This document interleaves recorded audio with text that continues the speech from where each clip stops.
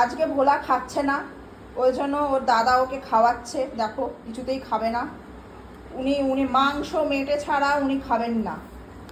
মেটেটা নেই আজকে, মাংস আজকে মেটেটা একবারই সকালবেলা দিয়েছিলাম, আগে মেটেটা কম, মাংস রয়েছে।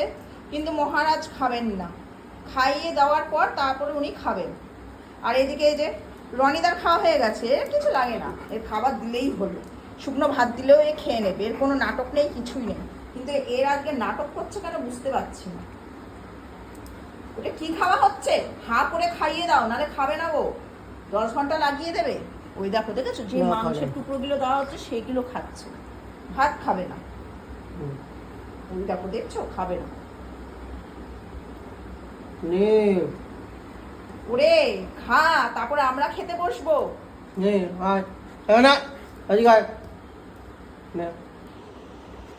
নে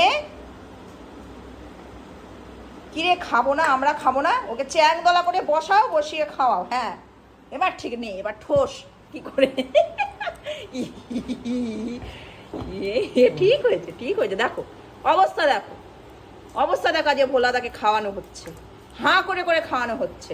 আর রনি পাগল হয়ে গেছে, এই যে রনি পাগল হয়ে গেছে। এ রনি, বাবা খাওয়াচ্ছে, ওইদিকে যা রনি, ওইদিকে বস।